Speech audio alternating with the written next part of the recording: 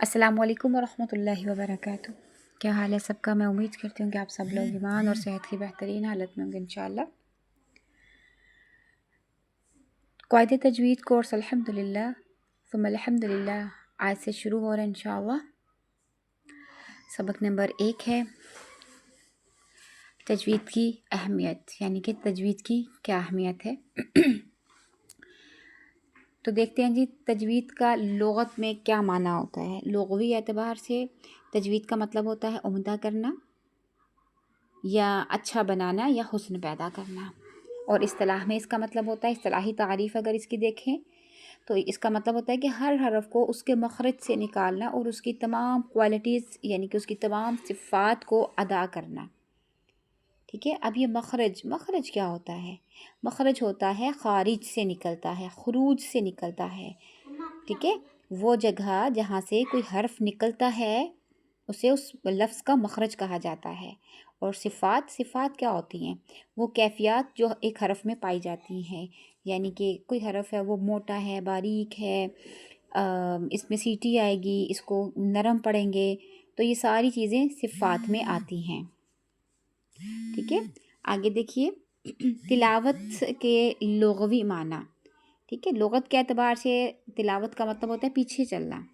ٹھیک ہے، اور اس کا اصطلاح میں مطلب ہوتا ہے کہ قرآن کریم کو تجوید کے اکارڈنگ پڑھنا۔ تجوید کے اکارڈنگ پڑھنا یعنی کہ ہر حرف کو، ابھی ہم نے پیچھے پڑھا نا کہ ہر حرف کو اس کے مخرج سے اس کی تمام صفات کے اکارڈنگ ادا کرنا۔ ٹھیک ہے، اب سوال یہ ہوتا ہے کہ ہم علم تجوید کو کیوں سیکھ رہے ہیں؟ ٹھیک ہے، کیوں ہم نے تجوید کا علم حاصل کرنا ہے؟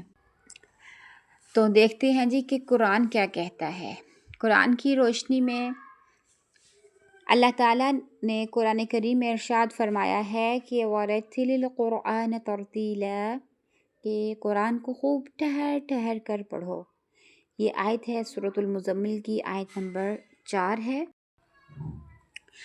اور قرآن کریم میں دوبارہ ایک اور جگہ پر اللہ تعالیٰ کا ارشاد ہے کہ الَّذِينَ آتَيْنَاهُمُ الْكِتَابَ يَتْلُونَهُ حَقَّ تِلَاوَتِهِ أُولَئِكَ يُؤْمِنُونَ بِهِ وَمَن يَكْفُرْ بِهِ فَأُولَئِكَ هُمُ الْخَاسِرُونَ، یعنی کہ جن لوگوں کو ہم نے کتاب دی ہے وہ اسے اسی طرح پڑھتے ہیں جیسا کہ اس کے پڑھنے کا حق ہے، اور وہ اس پر سچے دل سے ایمان لاتے ہیں، اور جو اس کے ساتھ کفر کا رویہ اختیار کرے گا وہی اصل میں خسارہ اٹھانے والے ہیں۔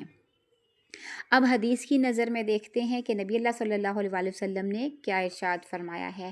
آپ صلی اللہ علیہ وآلہ وسلم کا ارشاد ہے کہ بے شک اللہ تعالیٰ اس بات کو پسند فرماتا ہے کہ قرآن کریم کی تلاوت کو اس طرح کیا جائے جس طرح کہ یہ نازل کیا گیا تھا، یعنی کہ قرآن کو اس طرح پڑھنا چاہیے کہ جس طرح پہلے روز اللہ تعالیٰ نے اس کو نازل فرمایا تھا۔ یہ ایک حدیث ہے، نبی اللہ صلی اللہ علیہ وآلہ وسلم نے یہ فرمایا ہے۔ ٹھیک ہے، آگے دیکھتے ہیں جی کہ نبی اللہ صلی اللہ علیہ وآلہ وسلم نے ایک اور جگہ آپ صلی اللہ علیہ وسلم کی حدیث ہے کہ قرآن کریم کو اپنی آوازوں سے زینت بخشو، یعنی کہ مزین کرو۔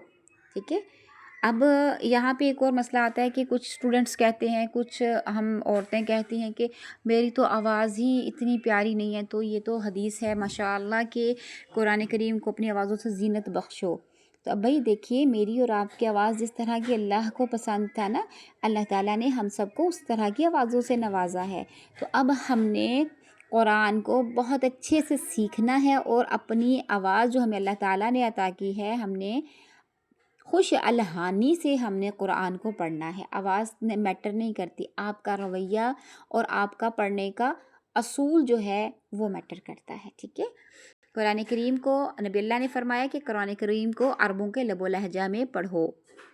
ٹھیک ہے، تو جی ہم نے دیکھا آج کہ تجوید کا لغوی اور اصطلاحی معنی ہم نے دیکھا، قرآن کی روشنی میں ہم نے دیکھا اس کی کیا اہمیت اور فضیلت ہے، اور ہم نے حدیث کی روشنی میں دیکھا کہ ہمیں یہ کیوں سیکھنی ہے تجوید۔ ٹھیک ہے، تو یاد رکھیے گا کہ یہ تجوید کا جو علم ہوتا ہے یہ فرض کفایہ ہے، اس کا ٹوٹل علم سیکھنا۔